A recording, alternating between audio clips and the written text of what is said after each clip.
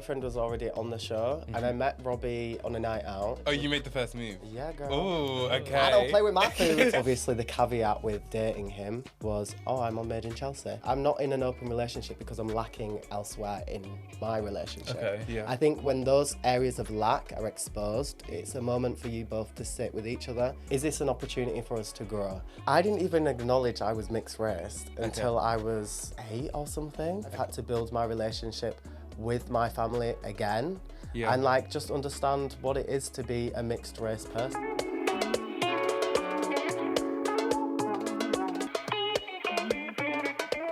You would be hilarious in that, because I just feel like you wouldn't give in if they were rude. Well, I mean, I've had lots of girl. I'm actually really nice. I don't know what you're talking about. No, because I know, Bobs. Are you two partners? Yeah, we're engaged. Oh, shoot. I didn't know. We're just really good friends that live together. Right. I knew the title, but I was like, you never know. Do you know what I mean? He watches the podcast? I've seen a couple of clips. We went to... Is it recorded, by the way? Yeah. Okay. Oh, okay. It says record. Just subscribe. Just subscribe. Every Monday, subscribe. Joel, tell them. Subscribe. Oh God. Okay. So hi. Hi. It's really hot in here. Yeah. Sorry So about mind that. the sweat. Someone came for me about that the other day. What? 'Cause you In the sweat too much? comments, they were like, "You need to turn the AC on, just Josh is sweating." I was like, "Fucking You would shaded." sweat even if the AC was on. To be honest, yeah. I think it's just you. It's just me. And So if you need a break, just Oh, say. girl, I'm fine. Yeah. Yeah. Yeah. I'm a hot kind of bloody girl. You are very hot.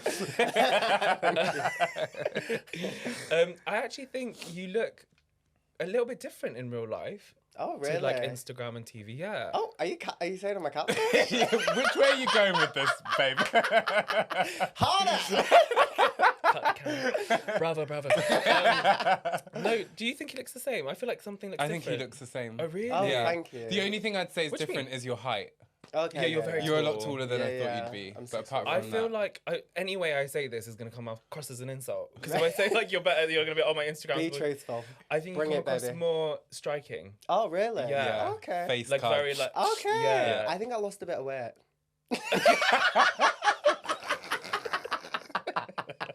I think. That's what it is. That's what it is. I mean, I was a bit stressed on TV. So, I was eating. Do you guys actually eat when you go out for dinner on the show? Sometimes. I guess it Actually. depends what budget they're working with. Okay. Because I'm very intrigued by that. Because I think, don't worry, baby, you sweat. Okay, I'm Honestly, gonna sweat. embrace it. Relax. I'll Sweat. embrace it. It's fine. Because I'll be right with you soon. Yeah. Okay, we can be We're all sisters in sweating this. and we're glowing. It's fine. It's fine. Yeah, got the yeah, do. exactly. Leave him alone, bitch. Okay. Go. Yeah, because I see these scenes and like I'm always like, do you guys eat like actually the food, like, you know, the big dinner? Right. Like, is it just there for show? Is Like, because I feel like really? people are Is there arguing. food really Like, there? So when it comes to alcohol, it depends on how they're wanting you to behave. You know, they will. I think generally it's a no alcohol on set, but sometimes they'll have you drink if it's going to be a bit of a dramatic scene. Just so to they want you a bit riled up, like. just to ease the nerves. Okay. Have a drink. Oh. But they do watch how much you're drinking, because I think historically in the past people have gone too Bit too set far, drunk and yeah. it's been too much. Hey. Blue waffle. Blue waffle. No. Oh, Girl. she's exposing herself. Blue Other bird. waffle. They have ointment for that. You would know. Oh, that's so fun. Also, we're talking about Made in Chelsea. I don't know if we said that. This for is Joel listeners. from Made in Chelsea. Hi, I'm Joel Mignott. I'm a DJ, Oh, I thought it was chef. Mignott. Mignott. Mignott. Yeah. Oh. Okay. So I'm Joel Mignott. I'm a DJ and a chef and an influencer, and I was on Made in Chelsea. Yeah, and he's pretty. And he's not blonde anymore. So. Right. We've got a new look. Yeah. Apparently, I'm catfishing. It didn't say that. It didn't say that. Okay, Made in Chelsea. I want to talk about it a little bit. I don't want to talk about it like too much because that's I want good. to talk about all that. But Yeah. give us the tea. Like what? Yeah. What's What was happened your there? experience? When you first went on? Right. What was that like? How did I get on the show? Sure. Yeah. So basically, my boyfriend was already on the show, and I met Robbie on a night out. I'd seen him on Instagram previously, and I was like, oh my God, he's so cute. And I think I was just in a space where I was like, I'm ready to date. I've been to therapy. Okay. You know, I think, you know, it's time. Yeah. And I was just, I just seen him on Instagram, and then I saw him in the club literally like a week later, and I was like, that's the guy from Instagram. Ooh. So I went up to him on the dance floor. Oh, Literally. you made the first move? Yeah, girl. Oh, okay. I don't play with my food. I grabbed him by the shoulders and was like, hi. And then, we just got talking and we talked all night. And I think he thought I was being like maybe a little bit belligerent and drunk, but I actually wasn't that drunk. It's just you. It's just me. I was just like, girl, hi. And then, we ended up booking in a day. And I think I gave him my number, and then he I think I got his number, and then he didn't think that I would text him back the next day to organise something, but I did. Okay. And then obviously the caveat with dating him was, I'm on Made in Chelsea. And so at first I was a bit like, So do you have to go on it if you're dating him then? You don't have to go on it, but you know, there's that pressure for them, because obviously it's a dating show. Right. So if you don't have somebody to date on the show, then you ain't going to get any airtime. So. Oh my God, my Wait, mind's what? just blown. Yeah. I didn't even think of it, but yeah. Yeah. Is that what it is? It's a dating show. That's I didn't know that's what it- That's No, but what if it you is. think people are always bringing in partners, Yeah. and if you kind of are the single one, or even if you're in like a relationship for they kind of stay away from, like it's always Yeah, like. people Oh on my the show God. say as soon as you get into a relationship, it's like the start of the end, because there's only so much. They're either going to break you up, or they'll just disrespect your relationship, and then Or you're boring. or you're boring because you don't show them and give them all the vulnerability because they just want to see the drama. Oh my God. They don't want to see the sweet bits. They'll show the sweet bits at first, but then after that, where's the resolution of the conflict? They don't care about that. Oh my God, that's so interesting. Yeah, So- that shifted my whole focus Perspective, on what Is yeah. it still on? As in this season? Is it still on? Did it I finish? don't know. I don't know. I don't watch it. I- I never watched it Did either. you watch when you were in it? I Don't watched lie. my scenes. Yeah, 100%. That looked cute. To be fair, I think I watched one full episode, and that was like the Corsica finale Okay. when it was all kicking off. Remind with, like, remind us what Inga, Sam, Yaz dating, and then Oh, it was during that. yeah. Oh my God, that is crazy. Yeah, babes, it was. That was a it crazy- crazy. Yeah, that, Okay, yeah, okay. was that all real? Like, was that Yes. really? Girl, I felt unsafe. Yeah. I was like, what is Were going you on? at that? Was it at a dinner or something where they all Yeah, attacked each I other? Were you remember there, that. right? I wasn't at the dinner. I was in the house looking at the dinner, but you can't see. Obviously, Yeah, they're only recording the thing. But I was like, bitch. There's so much stuff that happens off camera, Right. and like you see the tip of the iceberg. Often, sometimes things are like recorded after the fact. So you'll talk about an event that's already happened. You'll sit down and be like, this happened last night, off camera. So like whilst you're in a villa or you're going away with Made in Chelsea, you're with the full cast and you don't often spend that much time with them day to day. Yeah. So like to be in this, you know, microcosm of like the community of Made in Chelsea, like you actually see the ins and outs of them. Right. And obviously we're all lunatics. Yeah. Anybody that goes on TV is a lunatic. Do you know what I mean? So like it was just this melting pot of like crazy. Really? Yeah. And so like I'm like, we're going through something.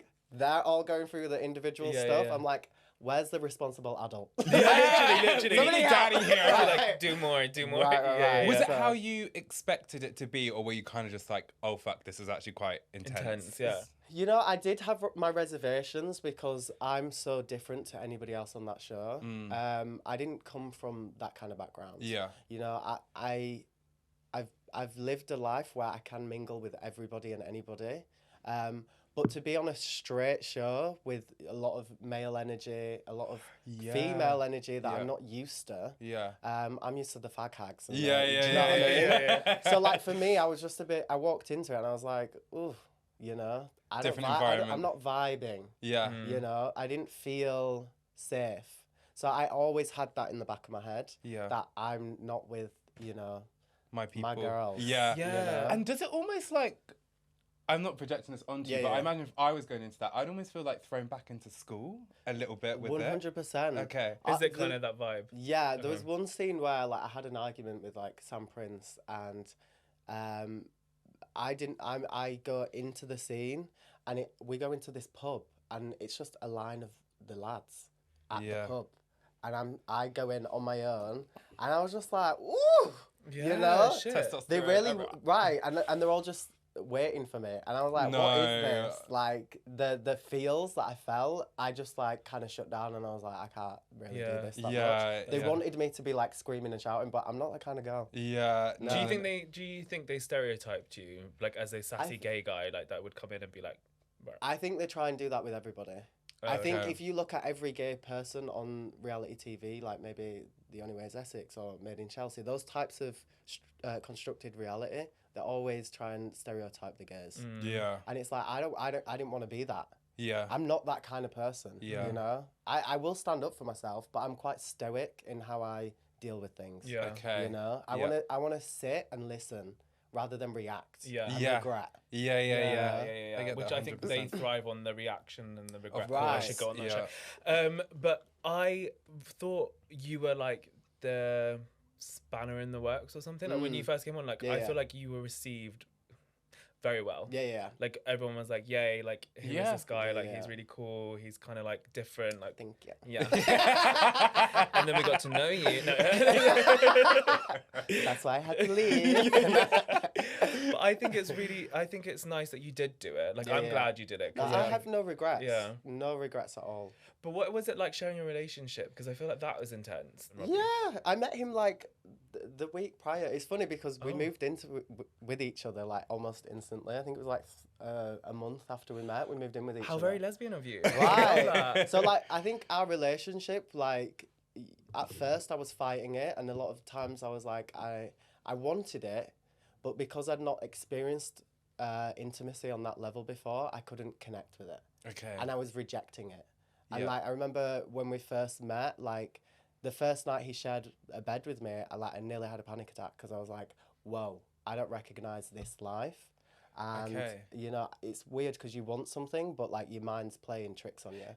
Yeah. So like I was. What do you mean by almost that? like self-sabotage it before. Yeah. Self-sabotaging because I'd never had an experience of seeing a relationship. I knew what I wanted in a relationship, but I didn't know how to get there. And I think subconsciously you put up these barriers and these walls to protect yourself as a kid, and to go into a relationship and try and bring those walls down, especially on TV, was so difficult. And, you know, I never really tried to let the TV side of things affect our relationship, because our relationship's obviously the most important thing. Yeah. We always put our relationship first. Yeah. So that the TV stuff always was to the side, you know. We always had that direct level of communication with each other, which was paramount to a successful relationship. So they're already talking about something that I don't know about, or they're giving new pieces of information. So then you have that anxiety, like, what are they speaking about? What am I walking into? Yeah, like, is there something that I don't know, even though we've chatted off camera? Is it the new piece of information? So, like, you always had that, like, you know, even if you had the trust. But again, a new relationship, you're building the trust. Yeah, true. Yeah, so, like, I felt at the start of my relationship, I felt like I was in a toxic relationship, but I knew I wasn't. Yeah. It was the exterior entity that was literally,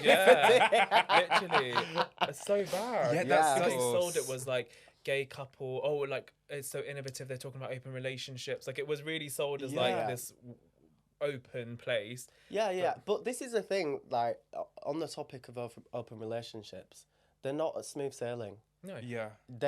You open yourself up in such a vulnerable way that you will get hurt. Because as gay people, we're not given the answers. Yeah. I've never been in an open relationship, nor as a kid would I ever have asked for an open relationship. Yeah.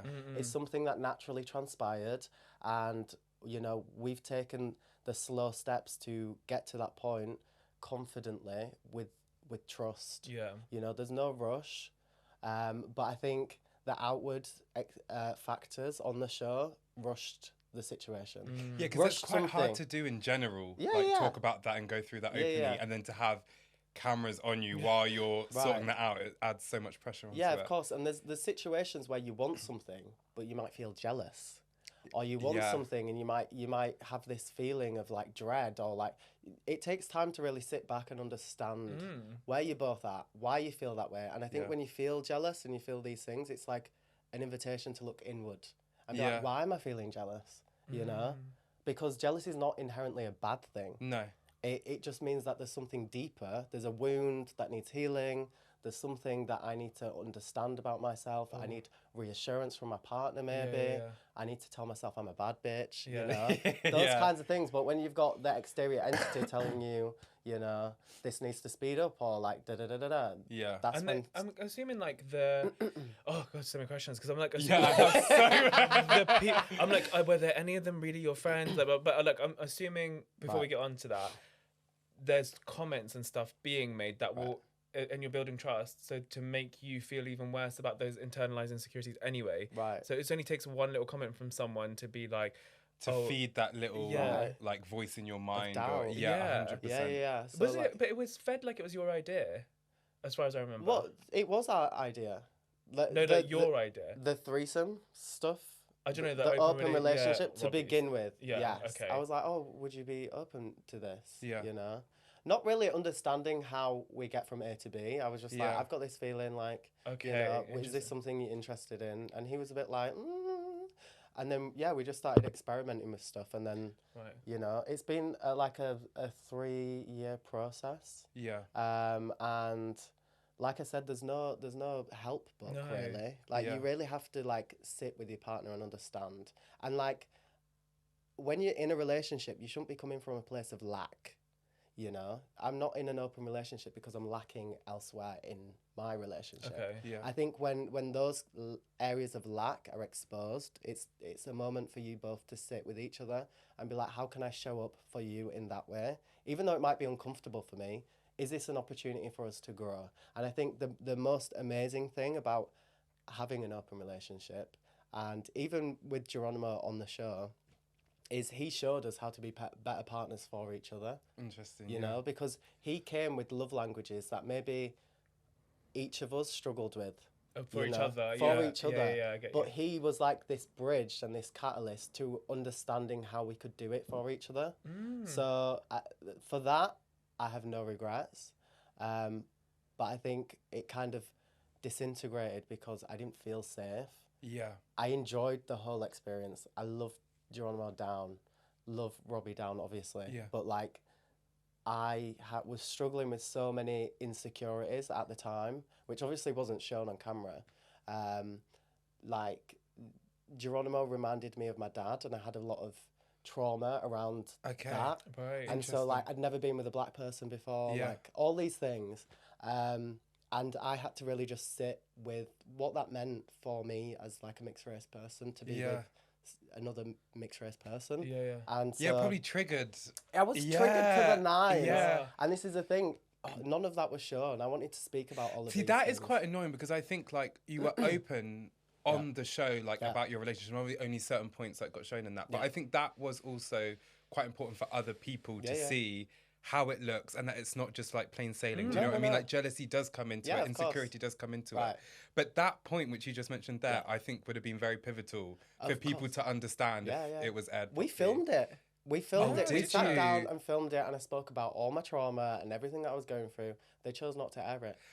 Yeah. So this is the thing, like, I remember I literally, one day in Corsica, we sat down, a bloody Sade tattoo was playing, and I was looking out on the water, and I just started streaming crying because I had this full breakthrough moment, and I was like, oh, okay, like, I understand, you know, the ripple effects of generational trauma and all these things, and how I can work through it and get to this point where I can love openly. And so that was the journey. That was the journey that I wanted to show, but it wasn't shown. That's really hard to watch that back and be like, that's not the full story. They just cut and twisted. Right. But again, where it ended up going was because I felt jealous, was that, you know, there's the potential of our relationship, him stealing Robbie from me, which was never the case. They wanted to bring him back to London after we'd shot those scenes to, like, I needed time to just you know, understand where I was at, but they wanted to bring him to London. Oh yes, you're to right. carry on shooting. Didn't he come to London? No, because he texted me and he was like, I respect your relationship too much to just have a moment on cute. TV. That's so I was cute. like, okay, thank God. Yeah. Thank God there's somebody with sense. So they wanted to be like, I know you're going through this, but like, yeah, we're let's going to bring him back. Yeah, oh wow. It's crazy. Right. How did he come into the picture? Like, was it... Nobody looking like that is going to be at a bar. Just like, I'm sorry. Like, the way they made that sound, I was like... he was the first person where we actually spent time with, that we were present with, and that like we got to know fully. And that really gave us the space. Like nothing was rushed. Like everything between us off camera was very like slow. And we had a therapist that we were speaking to at the time who was, you know, walking us through step by step. We also asked for him to sit in on the storyline because they had no idea, the producers had no idea how this storyline would progress. Yeah. So we had a sexual therapist who's a specialist in all that kind of thing. So he literally, every night I'd call him and I'd be like, oh, I'm feeling this. And like the whole experience was such an emotional release for me that it allowed me to become a new person, a new version of myself. Okay. So like, yes, there was chaos everywhere. And yes, there was chaos between me and Robbie. And yes, there was pain, there was hurt, there was suffering. But we got to a point where through all of that, we found each other more.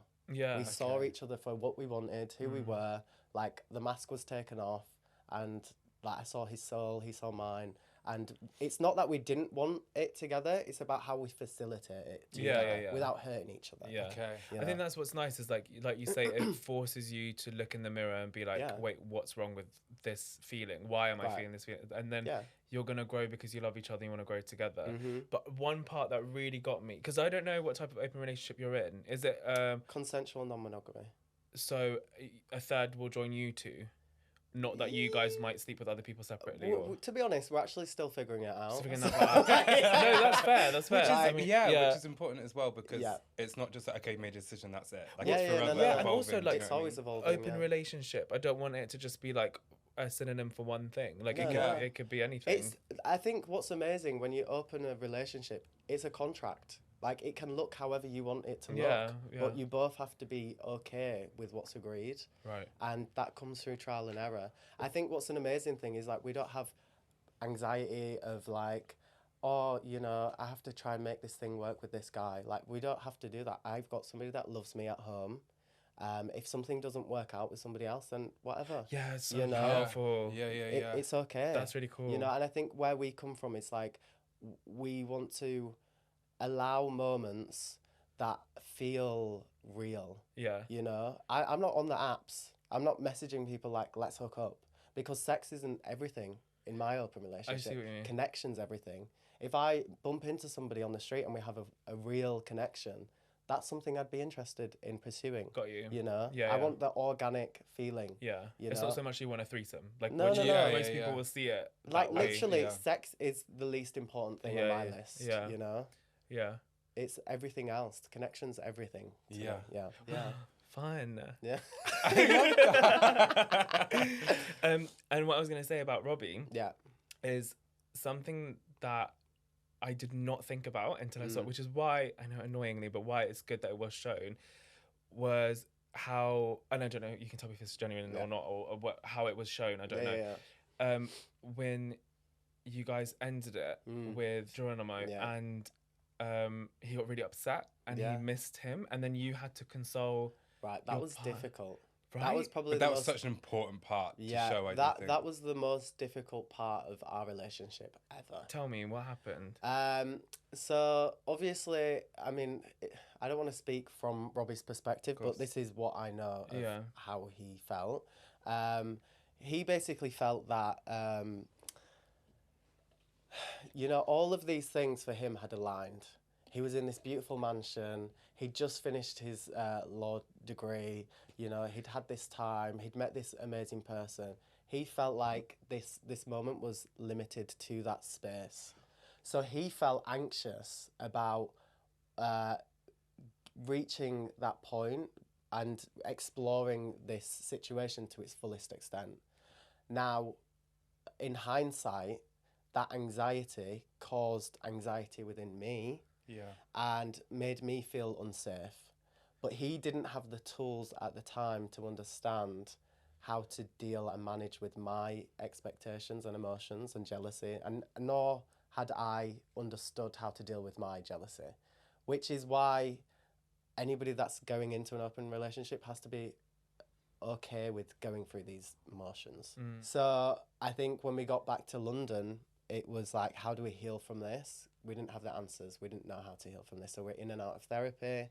The show wanted to bring him back. I'm there like, I can't deal with this right now. Like, I'm about to lose my partner because he can't see. He's on cloud 9. And I'm in the dumps, bitch. Yeah. I was low. And it should never be that in open relationships. But was he seeing you as the person that stopped his happiness in that situation? Like, was it like, I'm happy and you're stopping me? Yeah. Right. That's what I would say it was. But I think, you know, I forgive him for that because I, you know, on the flip side of that, we've had situations where I felt that, you know, and that was really healing for me to feel how he felt, you know, later down the line, which is sad because we didn't get to show that on TV because we were off the show. But this is the thing, like, I think people even come up to us on the streets to this day and they're like, I can't believe you're still together, because we left it on a part where people are like, what's going on?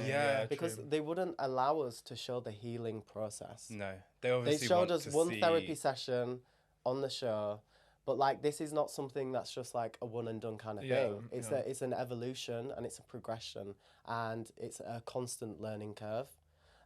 So like, we were together and he was like, I'm in love with Geronimo when we got home. And I was like, that really struck a chord with me because I'm like, what does love mean? Your usage of the word love is hurting my feelings because to me, love is what we have. You know, it's companionship, it's building something, it's history, it's all these things. And you want to compare, which is the worst thing to do in an open relationship. You should never compare. You want to compare me using one word to somebody that you've met, 3 weeks ago? Yes, understood. True. Yeah, and that so makes like sense. language is everything, and understanding what love means to somebody else is also really important. And so like he said that and that broke my heart. I was like, if you can't see me and where I'm at, like, I understand you're on cloud 9, but I'm really low right now and I need you to like meet me in the middle. And I think we was on our way to a Scissor concert and I was just sat there and I was like, this is gonna end now. Really? Yeah, because like I was so low, he couldn't see where I was at, and like he's in this state of hyper arousal where you know, he's a bit delusional and you know, he's a bit dickmatized. And so I was like, how can I get him to see me? And I was like, you know, I don't deserve to feel like this. You know, and so I said, I was on the train and I had like this like montage of our relationship like just go through my head, and I just started crying on the train and I was like, oh my god, like this is it. And I think as soon as he saw me just like crying, he got it, and he was like, okay, I need to save, because I don't cry, and I'm just there on the train like so yeah, that Scissor concert was shit. No offense. But yeah, after that we saw each other and like we got it, and you know, we were slow to try it again, and then like I said, on the second time with somebody else, it was me that felt confident, it was me that had the real connection, that felt, you know, and then it was him that later on had this feeling of jealousy, and he had to deal with that, and I understood where he was coming from. But you could almost coach him through it because you. Yeah, I was like, let him feel it. Yeah. Let her feel it. Sit in that. Sit in that. Sit with your feelings. Like I did. Yeah, exactly. Yeah. But at least it wasn't public. Yeah. But this is the thing, though. I feel like there would be a little bit of tit for tat and maybe like some resent. Because you have to heal that though. Yeah, that's the thing, and that's hard. Yeah. That's really like your ego has to go to the side, and you have to be like, okay, fine. It's really difficult. And I think having humility in those situations and really forgiving somebody for the wrongdoing is difficult. But you know, a lot of times in monogamous relationships, people cheat. Yeah. I felt like I'd been cheated on in that moment because he told me that he loved somebody else. Yeah. You know, but had I been cheated on? No. Yeah. Well, it's up to the relationship, isn't it? Yeah, it's up to the relationship. And so, like, I think what I was really feeling was the breakdown of monogamy. Yeah. The which end. is hard. And the tradition that you've Right. always had. Yeah. And so, like, that in itself is a whole different thing, because once you take away monogamy, what are your safety blankets? What is the structure? Yeah. How does that look like? And I remember I sat down with my therapist, and number one, he said, love is a steady hum of contentment. Okay. So I wanted to really understand that. I'm like, I need to feel content. I need to feel steady. You know, when we're both opposite ends of the spectrum, that's not what we need. And I said to him, like, I'm a young queer person, and I've got no examples of what I'm looking for. And he said, just because you haven't seen it doesn't mean it doesn't exist. Yeah, like Santa. Right. But yeah, so I had to really like understand what that was, and like trust that we could find it within, you know, our relationship. That's scary. Yeah, but so it's scary. also like really like you just have your power back. Yeah. Like there is no standard. There's nothing you have to follow. You can create whatever for yourself you want. in the way you want to. You have to be secure within yourself, right. And you can't rely on these structures to make you feel secure. Yeah. You have that, and that's the hardest thing. Yeah. Like for the first 2 years of our relationship, I felt like a shell of myself because I didn't know myself. Yeah. Who am I in this relationship without these structures? Yeah. How do I know he loves me? How do I love myself? What is your safety blankets in the relationship? The steady hum of contentment. Like, what does that mean? So to me, that means knowing that my partner's always there for me. Okay. You know, he shows up for me in ways that nobody else can. Yeah. You know, I know when I get home, he's going to give me his undivided attention, and we're going to talk through anything we need to talk through. And, you know, we're building a future together in honesty, trust, and like belief in each other. Like that's everything for me. You know, I think growing up as a kid, I didn't really have security. We were moving house. My parents were breaking up, like all these things. I want to know that I've got a base and a solid home with somebody, and somebody that's my confidant and that I can lay next to and like love. Like, and that I know who they are to their core. Yeah. A lot of people don't know who their partner is. Yes. Yeah. Like, who are they behind the mask? They don't know. Yeah. No, I honestly, know who my partner is. Yeah. And he knows who I am. And I think just as a little like reminder caveat thing, I think Robbie was very new to accepting his sexuality at the beginning as well. Sorry. No, go ahead. Yeah. That was also one thing that I did want to touch on, because the moment, I can't remember exactly who it was, but there was a moment where he was like in a restaurant or a bar, and he got quite emotional with coming to terms with his sexuality. And I thought that was such a beautiful moment for anyone who's come to terms with their queerness or coming out or whatever it is.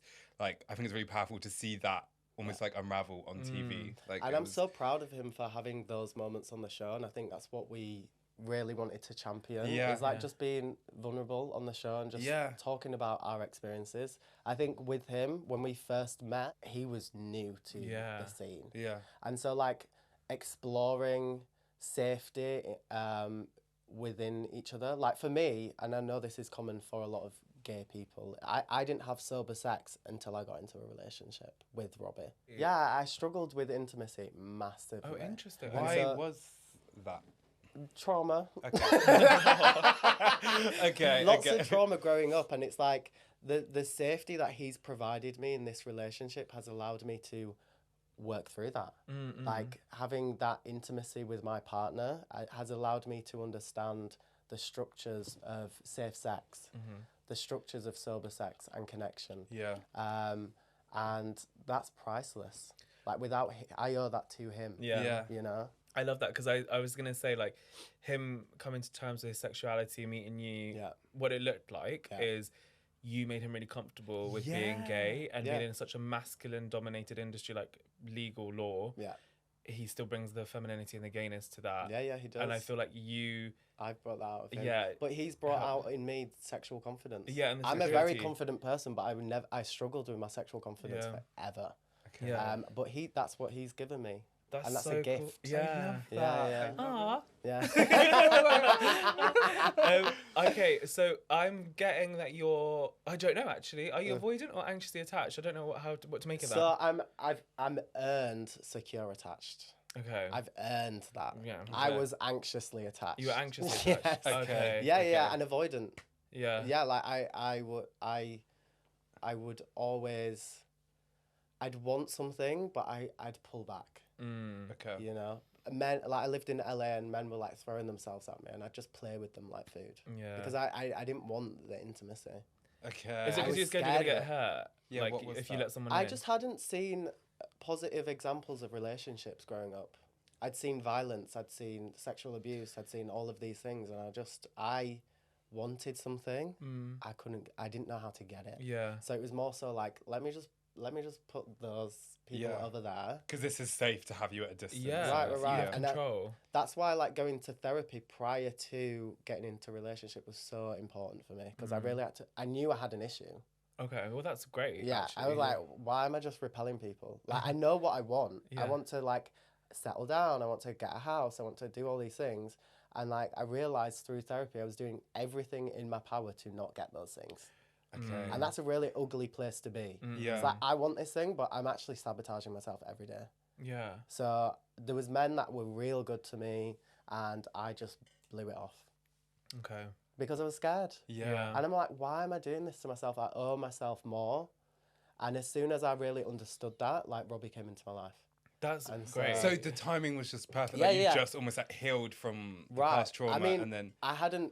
It's you can healing. You can understand the trauma, but the Yeah. actual healing is through the action. You know. yeah. Okay, got And it. also So- it takes time. Would you say you're healed now, or would you say you're still Girl, healing? I think.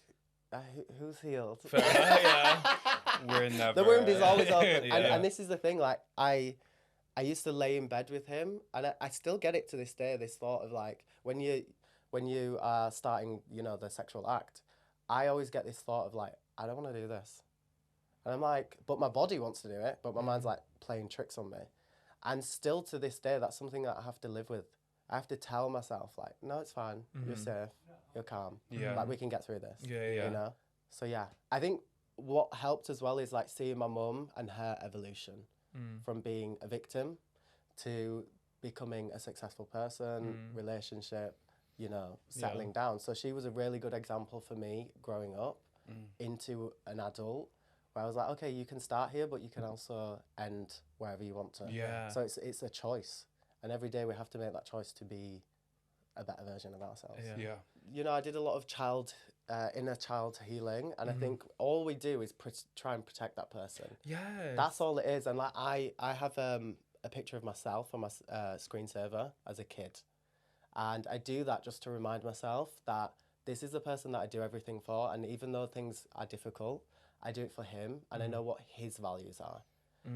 The values of the person that was like a young teenager that was just trying to protect that person but didn't have the knowledge, I can park that down. Because, you know, I also had to forgive myself for that person. Yeah. You know, that was just taking drugs and going out and partying and doing Yeah, all yeah, these yeah. things to escape. I think there's a lot of stuff that you've like talked about like throughout, like Yeah. it's kind of, but take us to where you are comfortable taking us from your childhood and what kind of transpired and how that informed your sexuality, your coming out, and like where you got to, because I'm sensing obviously there's a lot there. There's like racial things, there's homophobic, so and domestic violence. It's a lot to unpack. Yeah, it's a lot. My therapist Bill is out. I'm glad you're having therapy, and I'm glad you're so open about talking about it, because I love that when people are just like, Because everybody struggles, you know, I think what I found as like a young kid is like all these experiences that happened to me, I held on to them. And I didn't say anything until I was like 16. And I had like a bit of a breakdown, and I was drinking wine every night, you know? Yeah. Like, keep harboring all these things that have happened to you, these experiences. It affects you in ways that you don't even know. Yeah. And so, like, for me, it was imperative to, like, really strip that back. And, yeah, like, my mum and dad had an abusive relationship. You know, growing up as a queer kid in a white-dominated area. Where like, did you grow up? In Leeds, in Menston. I went to a school. Yeah, it's like a white area. Okay. So, like, I was aware of my black culture and heritage, but I was also separated because I lived with my mum. I knew my dad was, you know, over there doing his thing. and I'd see him from time to time. Oh, so they went together from a young age? Yeah, I think I was like 7 when I split up. And so I lived with my mum, but obviously he was in and out of my life and he wasn't a consistent figure.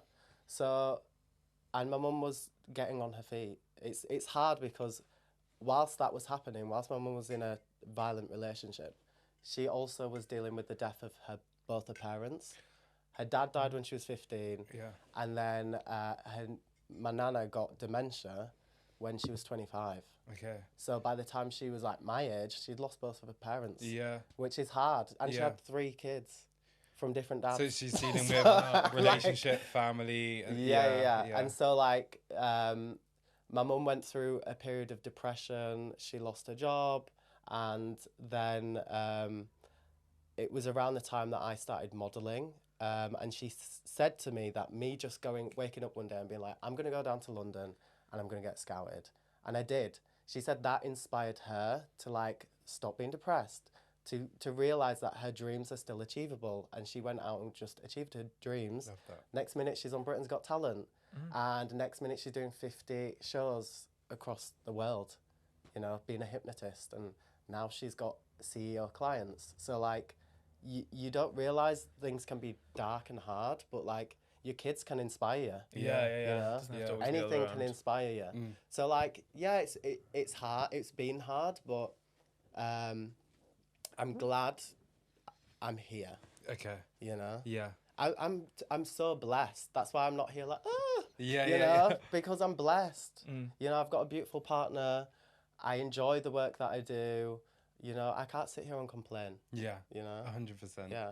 How was your experience being mixed race? I didn't even acknowledge I was mixed race until I was like 8 or something. Okay. I remember my cousin once said like, oh, you know, there's that mixed race person down the street with the light eyes and the curly hair. And I was like, oh, that's just like me. It's so weird. Like, obviously, like, I remember as a kid, like, I'm around all of my black cousins and I'm going to see my nana. And, like, my experience as a kid was detached from all of that because I didn't live with my dad. I didn't have him as, like, a constant figure in my life. Yeah.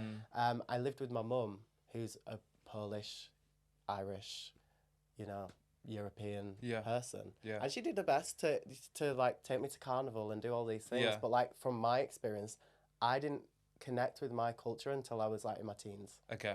And then even still I was like straightening my hair. I was, you know, doing all the chemicals on my hair, dyeing my hair, trying all these different things. I remember like as a kid you get like, I used to have an afro as a kid and like I used to get all kinds of slurs and shit. Yeah. And like, I used to get called a girl all the time. So like I shaved that off. Okay. And then literally in high school, once I shaved it off, I was bleaching it. Okay. Is that to like distance yourself from? Subconsciously, I think so. Okay.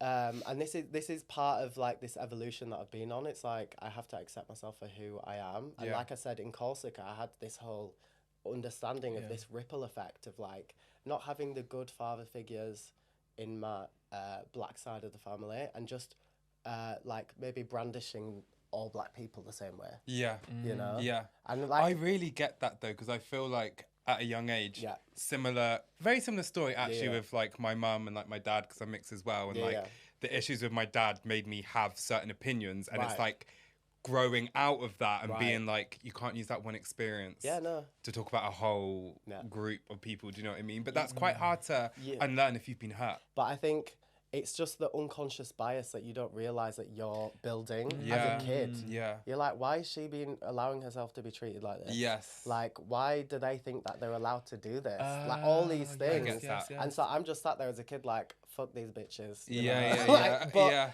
I've had to, like, understand that. I've had to build my relationship with my family again.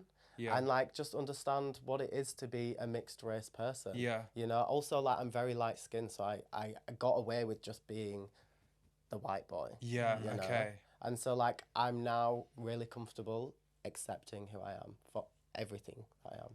How was that experience being like white passing but knowing you're mixed race? Right. Like, because I feel like it can go on like two different like extremes. Like sometimes you get mixed race people who look more black and then they don't really fit in with like the white side. You get people who are like kind of like, you can kind of tell they're mixed, and then like, how is that for you? It's interesting because I think up until the point, so I went to LA when I was 19, and all of my friends in LA were black. Okay. All of them. Like, I had a few white friends, but the black community really took me in, and they really nourished me, and I, you know, had all these experiences with them, and I was like, these are my people. Yeah. You know, this is what it is. This is what culture is. This is what, you know, I'm supposed to represent. And so, like, I thank them for that, because that whole experience in America taught me to loosen up a bit, soften up a bit. You know, by the end of the experience, I was like, now it's time for therapy, because, like, you know, I know what I want, I need to get there. Yeah. And so, yeah, like, they really helped me on my experience of what it is to be a black person. Okay. Yeah. Well, do you have any like advice or things that you would tell either your younger self or someone in a similar position to you that might be like listening? Yeah, I'd say make the mistakes and learn from them. And forgive yourself, because like, you will literally sit there and tear yourself a new arsehole. Like, no one wants that. No, we're fine with work. No, but like, just be kind to yourself. Like, sometimes you need to learn these lessons, but don't beat yourself up for finding yourself in that situation. Learn and grow from it. Move forwards. Like, that's all you can do. And want the best for yourself. Sometimes people think they want the best for themselves, but what are you doing to actually get the best for yourself? You know, that's the major thing that I learned, is like, getting the best for yourself is the hardest thing. It's the everyday thing that's like, that's hard, that's uncomfortable, I don't want to do it, but I know I need to do it to get to that point. Yes. You know? Yes. The easy route is like, feels easy for a reason, because it's not actually helping you. It's that hard decision that you have to make all the time. It's short-term pleasures are not going to get you long-term gains. No. So just think about that. No. Think about that, girl. You think no? Yeah. Because all I've been thinking is like, I'm going to get a milkshake on the way home. And now I know that Joel said, still being a fat bitch. Go get the milkshake, but then go to the gym. We didn't talk about your DJing and stuff. Do you want to Yes, just give I us want to go into let's how go. did you get and into your it? chef work randomly? Yeah. It's not random. It's not random. It's not random to random. you. We did our research. It's not random. We knew There this. is actually an event called DJ Supper Club is my DJ Supper Club. Yeah. What? No, we know about this. Shut up. Yeah. Tell us about it. So basically, I started off as a DJ when I lived in LA just before the pandemic. And my first gig was actually for Lizzo before she like popped off. Shut up, that was Yeah, such a flex. it was Amazing. it was weird. My friend was like, "Do you want to DJ this event?" And he'd seen that I'd bought the equipment, and I was like, figuring it out. I didn't know shit, bitch. I was like, "Yeah, I'll do it." Every DJ says that. They're like, girl, What was that like? that set was bad. That's all I gotta say. But I did it for Lizzo. I love that. was that actually bad? Did you know, were you a bit like this? I know if I was listening to that now, I'd be like, girl, she need help. Somebody help her. I even took my own controller to the club, because I'd never done it on the actual US CDJs. Okay. I'd never done it with a USB. So I'd brought my laptop, I had my little controller, and yeah, I just fucked that shit up. Oh my Oh, God, I that's love so fun. it. So yeah, like Did you meet Lizzo? I mean, I'd stay friends. We know each other. That's you know. cute. Oh, I thought you were joking.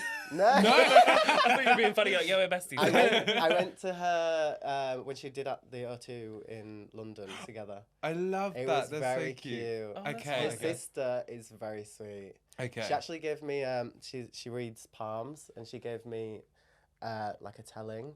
Ooh. It was weird. Really? And talking about career, she said that I'm going to be a baker, and like this was at a stage when I was just like, I wanted to reconnect with cooking, but I didn't know how to get from A to B, and I didn't know what I wanted, how I wanted to get there. Okay. And she read my palm. She said all these things, and like the thing that really struck me was like, you're gonna be a baker, or you're gonna be into cooking, And like, so were you before and it stopped and then you went back into it? yeah, but I never posted about it. Oh, okay. People didn't know about it. See, it's okay for her not to know about it.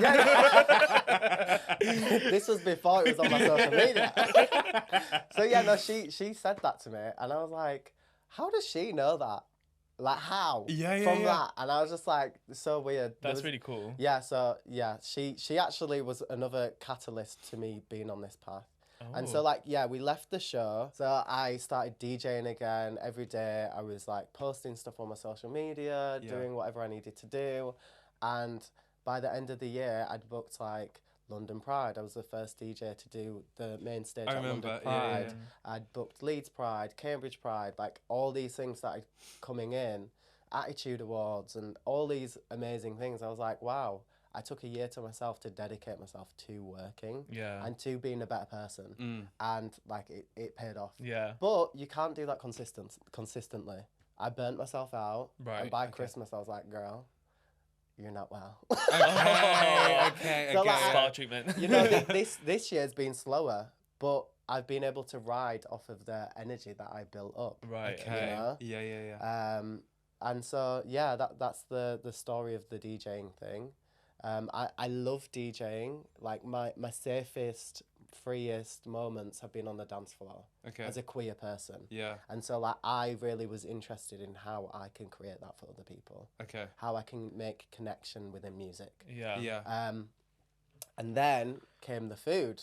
So how do I connect people with the food? You know, I've always cooked for everybody. Like my favourite memories growing up were going to my nana's house and she's cooking curry goat and you know, jerk chicken and like that to me is community. That to me is the special moments. You know, through the pain you have the beautiful moments, and it was going to my granddad's allotment and going to my nana's and she's cooked a whole spread for like 1 million people. Even That's though the thing. I feel like food is so important. Like with black culture and Arab culture, it does bring everyone together. It's the way you show love and show up for people. And so that is like my love language. Okay. Like if you're cooking for me, girl. Oh really? My boyfriend don't cook. Well, you should be cooking. No, I do cook, but like that's how I show love. Oh, okay. How do you receive it? It's interesting actually. I love acts of service, but my boyfriend's not amazing at it. But he's learning. Yeah. And it's interesting because now he's taught me how to feel intimacy and connection. So like now I am about physical affection as well. Oh, okay. But also like gift giving, like, you know, you want stuff. to take me on holiday, let's go. Like stuff like that. Yeah. I'm very easy. Very Whatever cheap. works. I'm easy. You heard it here first. Wait, so the food, what happened? So I met my business partner Daniel at the box as well, which, you know, I just meet everybody at the box apparently. When you say the box, you mean the club? Yeah, the box in Soho. And we just got chatting. We're both Piscean. You're Pisces? Yeah, I'm a Pisces. When's your birthday? March 17th. Oh, fun. We're like 5 days apart. Oh, love that. We're so good. Sisters. You're both annoying. Shut up! When's Robbie? Is Robbie a Leo? Robbie's a Virgo, so he's the total opposite of me. Interesting. Like, total opposite. Okay. But I think that's good because he challenges me every day. Yeah. He's a very challenging person. And so, back to the food. So, I spoke to my business partner. We had very similar stories, very similar interests, but he stuck with cooking. Okay. I didn't. And so, like, he kind of helped me understand that I can build something myself with him. And, DJ Supper Club was born. And it's all about bringing food and music together. Because a lot of time you go to, like, an entertainment, like, drag brunch or whatever. Shit food, shit drinks. Yeah. Okay, entertainment. Okay. We're, like, trying to bring the level of everything up.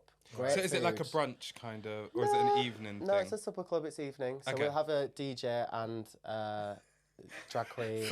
I just... So, I just thought you were bringing it up. Title. So is that like morning? Yes, morning, babes. Michelin star. Yeah. So we're doing one at the Groucho in July. Okay. When we in want to July? come. Yeah, Can we come, come? babes. Okay. I'll What send time? you No, the invite us. Yeah, morning, babes. Let's move on. Yeah. You have to invite us. Yeah. I'm not coming like as a peasant. Oh, babe. Yeah, we're coming as a VIP. Everybody's on the same level. Oh. No, I don't want to equal. But it's a high one. It's a high vibration level. That's what you gotta. If I go to brunch, it'll be VIP. What time will it finish if it's supper? I want to be home by 8. Right. You might not get home. Oh, does it go on late? Yeah. So you can stay Okay. behind and party. A lot of people do because a lot of the time it's queer people that come to the event. Okay. So it's like a hub of like foodies and queer people and like Okay, it's cute. fun. That sounds fun. Oh, thank you so much. That was really awesome. I hope you enjoyed it. It was fucking hot. I'm so sorry. Yeah. It's okay. Are you melty? Are you okay? No, she looks good. You look great. Yeah, you look She's great. good. I've done this before. In this budget studio. Right. It looks like my old podcast. studio. Very budget. Thank you so much. Thank you. Yeah. And see you next Monday, you guys. Thank you for watching. Bye bye. Bye.